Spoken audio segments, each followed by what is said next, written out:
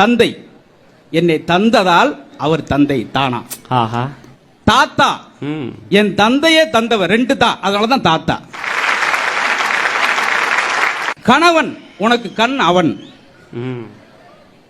மனைவி மாதா நீ, அண்ணி அன்னை நீ, எல்லாத்துக்கும் பேர் வச்சுக்கிட்டே வந்தான்.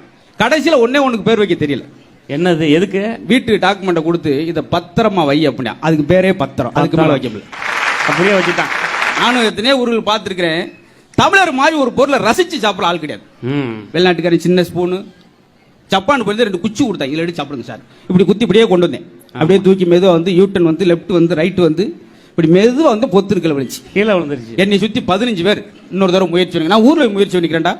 ஆனா நம்ம ஊர்ல சாப்பிட பார்த்துருக்கா, கல்யாண வீடு காதுகுத்துல இலையில ஒளி ஓடும், ஹோ ஹோ ஹோ ஹோ ஹோ ரசத்தை விரட்டி பிடிக்கிறான். என்ன பிடிக்க மடக்கிறேன், சாம்பார் சாப்பிட்டுக்கிட்டு இருக்கேன். சாப்பிட்டு இருக்கும்போது அவன் இலையில வடைய எடுத்து சாப்பிட்டேன். என்னண்ணே பசி கண்ணை மறைச்சிருச்சுனே. யோசிச்சு பாத்தீங்களா? வாங்கி ரசத்தை உரிடான் டர்ன்னு பூரா பேண்டு கழிச்சிருச்சு. இங்க பாத்துக்கிட்டு பாத்தீங்களா ஒரு விஷயத்தை எப்படி ரசிச்சு சாப்பிட்டுட்டு ஒரு ஏப்போட அப்பளம் பறந்து வெளியே ஓடி ஒருத்தன் சைக்கிளோ அப்பளத்தை பிடிச்சிட்டு வந்தேன். இது கிண்டலுக்கு சொல்லலங்க, எவ்வளவு ரசிச்சு. நிகழ்காலத்தில் வாழணுங்க. கடந்த காலம் என்பது உடைந்த பானை, வருங்காலம் என்பது மதில் மேல் பூனை, நிகழ்காலம் என்பதான் கையில் உள்ள வீணை. பெண்கள் ஒரு காலத்தில் வீட்டை விட்டே வெளியே வரக்கூடாது, அப்படி ஒரு கட்டுப்பாடு இருந்துச்சு. பாத்தீங்களா? அந்த ஊர்ல கொலையே நடந்தா கூட சன்னல் திறந்தா பாப்பாங்க, என்னாச்சு மாரிமுத்து போயிட்டாரா, கதை போட்டுங்கடி, அந்த பக்கமே திரும்பாங்க. அந்த காலத்துல சன்னல் பின்னால பெண்கள், இப்ப பாருங்க பெண்கள் பின்னால சன்னல் சாக்கெட்ல வச்சிருக்கான். சன்னல் ஏணிப்பட்டு நிலப்படி வச்சு கண்ணாடி வச்சு, கண்ணாடி பார்த்து 4 பேர் சீவிக்கிட்டே போற, திரும்பாது. பாத்தீங்களா? இப்ப அந்த செயல் முடிஞ்சு 2 கயிறு கட்டி தொங்கிட்டு போகுதுங்க. வீட்டுக்காரருக்கு ரெடி 2 கயிறு தொங்குது, உனக்கு மட்டும் டவுசர் 2 கயிறு தொங்குது. அப்புறம் உடை நாகரிகம் அற்புதமான விஷயம்.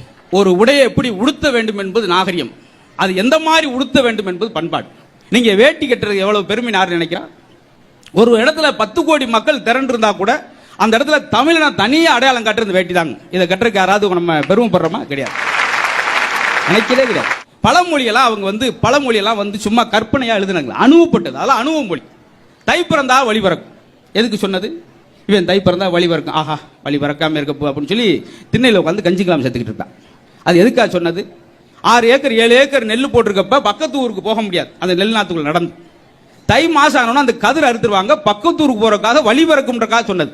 இவன் நினைச்சேன் திண்ணையில் உட்காந்து காலாட்டிக்கிட்டு இருக்கான். நரி மோத்தலம் வச்சா யோகம் வரும் அப்படின்னு 3 மணிக்கு நரிய பிடிச்சி அது பண்ண கடிச்சு வச்சு ஆஸ்பத்திரி ஐஸ்வரில் படுத்திருக்கான். பார்த்தீங்களா? சட்டியில் இருந்தாத்த அகப்பையில் வரும், கொரட்டுன்னு சொல்றாங்க. அன்னைக்கெல்லாம் கணவன் பேரை சொல்ல மாட்டாங்க, இப்ப கணவன் இருக்கிறவே சொல்ல மாட்டேங்கிறாங்க. அதான் முக்கியமான விஷயம். பார்த்தீங்களா?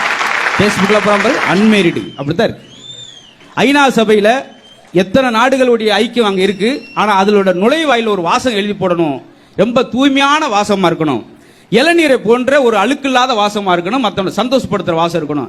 4700க்கும் மேற்பட்ட மொழிகள் இருக்கு உலகத்தில். அதுல எந்த மொழியில அப்படி இருக்கு? யாதும் ஊரே யாவரும் கேள்வின்னு சொல்லி தமிழ் வாசத்தை ஐநா சபை எழுதி போட்டா. பாத்தீங்களா?